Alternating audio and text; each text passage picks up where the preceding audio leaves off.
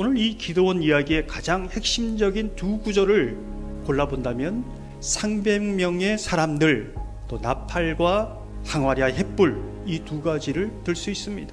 300명의 사람들을, 이것은 무엇을 말해주고 있는가? 기드온과 이스라엘 백성 모두가 인간적인 모든 방법을 내려놓고 오직 하나님 앞에 나가는 이 300명의 사람들은 무덤을 상징합니다. 내 방법 다 내려놓고 이제는 하나님의 방법대로 나가겠습니다. 거기에 부활의 영광이, 능력이 나타나는 것이죠. 우리가 기드온의 300용사라고 흔히 얘기합니다. 하지만 정확하게 표현하면 농사짓다가 불려온 사람이기 때문에 용사라고 말할 수 없습니다. 한 구약학 교수는 어중이 떠중이들을 불러왔다, 이렇게 해석합니다. 그 300명으로 13만 5천 명 잘 훈련된 미디안 용사와 싸운다? 그건 죽는 것과 마찬가지입니다. 인간적으로 보면 미디안 족속보다 2배가 많은 군사를 가졌어도 이길 수 없습니다. 근데 참 재미있는 것은 7장을 보면 2절 후반절에 이런 편이 나옵니다. 스스로 자랑하기를 내 손이 나를 구원하였다. 농사만 짓던 사람 3만 2천 명으로 잘 훈련된 용사 14만 5천을 이길 수 있다고 생각하는 겁니다. 저는 이 모습을 무덤 없는 부활의 영광을 구하는 사람의 모습이다, 이렇게 말하고 싶습니다. 겉으로 보면 믿음이 굉장히 좋은 것 같습니다. 하지만 자신의 신념입니다. 인간적인 오만이지요. 원색적인 단어로 하면 객기입니다. 신앙은 무덤 없이 객기 신앙으로 할 수 있다, 할 수 있다 말하는 사람이 얼마나 많습니까? 3만 2천 명으로 13만 5천 명을 이룰 수 있는 건 하나님의 방법밖에 없습니다. 하나님의 방법은 오직 하나입니다. 무덤을 지나야 한다. 기도원에게 무덤을 지난다는 것은 어떤 의미일까요? 보이는 모든 인간적인 것을 완전하게 내려놓고 하나님의 방법을 따르는 것이지요. 우리가 이 땅을 살아가면서 하나님의 뜻대로, 방법대로 살아간다는 것은 인간적인 세상적인 기준과 너무 간격이 큽니다. 지금 기도원 이야기는 옛날 이야기가 아닙니다. 우리의 삶에 닥친 현실입니다.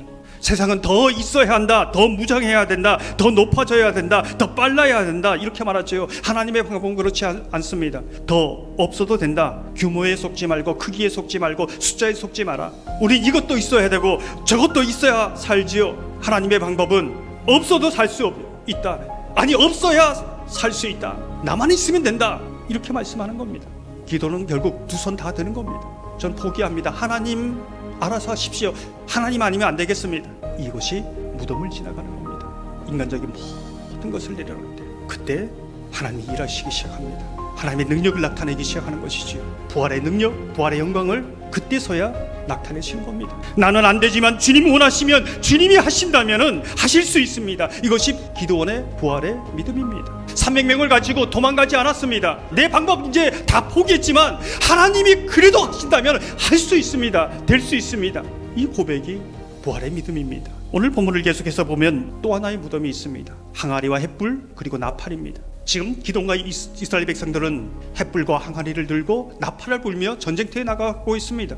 누가 보면 정신 나간 사람들입니다. 나팔을 불면서 항아리를 깨뜨리고 횃불을 높이 듭니다. 여호와를 위하여, 기드온을 위하여, 이렇게 소리 외치는 것이지요. 이게 무슨 전쟁입니까? 우린 종종 인간적인 방법을 자꾸 덫을 하려고 합니다. 하나님께서 항아리를 깨뜨리라고 한 것은 그 항아리를 깨뜨릴 때 낙타들이 이리 뛰고 저리 뛰면서 미디안 족속을 혼란케 하기 위한 것이다. 굉장한 탁월한 전략이다, 하나님의.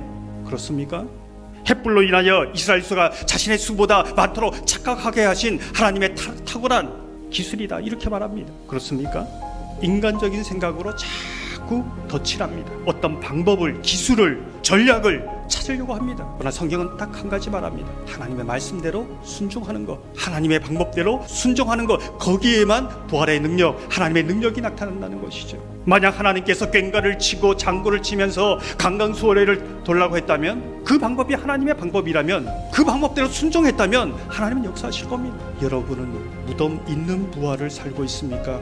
무덤 없는 부활, 공허한 부활을 노래하고 있습니까? 기드온과 이스라엘 백성들은 300명의 사람들, 항아리와 횃불이라는 무덤을 지날 때 그 미디안 족속을 하나님께서 하나님의 능력으로 역사하는 것을 친히 체험합니다. 이게 우리의 삶에 있는 부활의 능력, 부활의 영광입니다. 그래서 우리는 이렇게 고백하죠. 하나님이 하셨습니다.